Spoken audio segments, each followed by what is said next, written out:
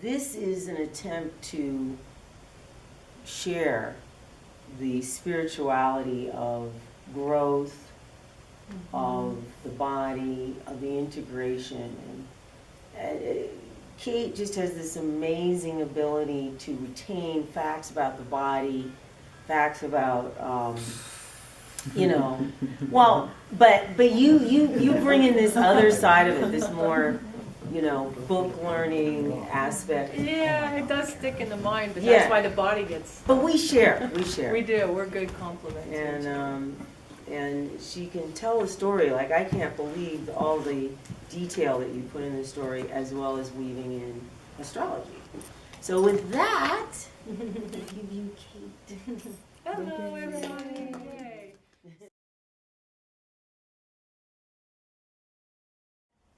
When we talk about astrology, we're referring to certain planets in the heavens, right? They're called movable stars.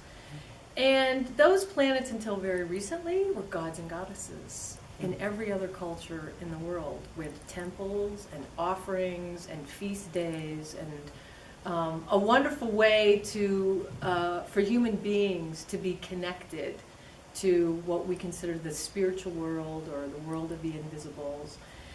And what I realized is that the very few people that came to the early ones were making a lot of room for all of these very vast and magnificent planetary deities.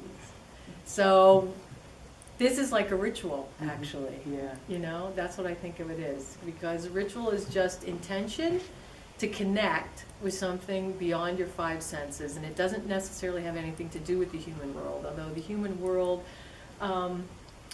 tends to be something that the spiritual world needs.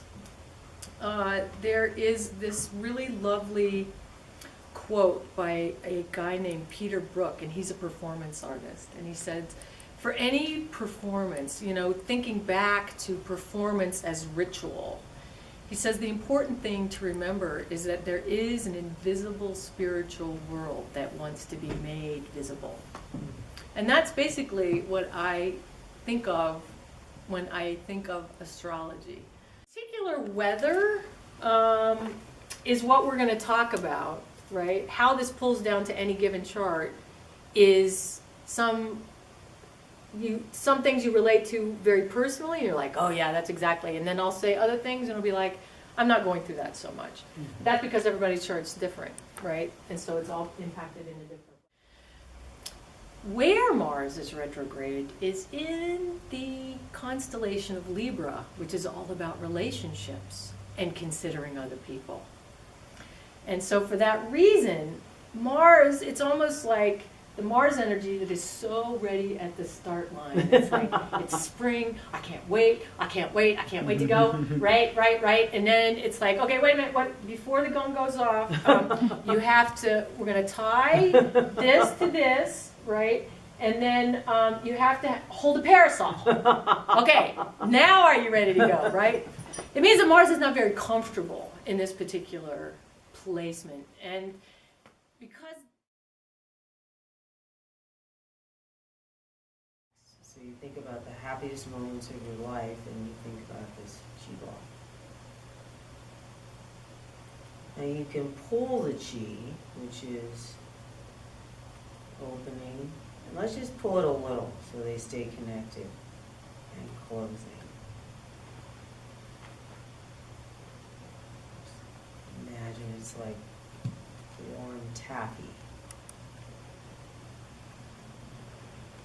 There's a breath that goes with it, which is inhale, the belly goes in.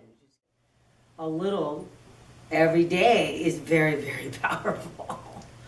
So we nurtured our dantian, and we're going to close. This locks it in by lifting the chest, and your arms are kind of pressed back this way, and then you come back to neutral. You raise your arms, look to one side, and then you just beaming down your chakra line, radiating. And that could be it. We're designed to walk. We're designed to walk, yeah. So You're strolling and walking in a beautiful place. There you go. Did you see it just change? So pretty, the flowers. You can smell them. It's nice. Okay, rest. So everybody come and feel her. Right? Now we're going to take the heart chakra sound, which is ah. Ah. And just play with the tone of the ah, like you might go higher, you might go lower, until it really resonates there. Separate your feet. Ah.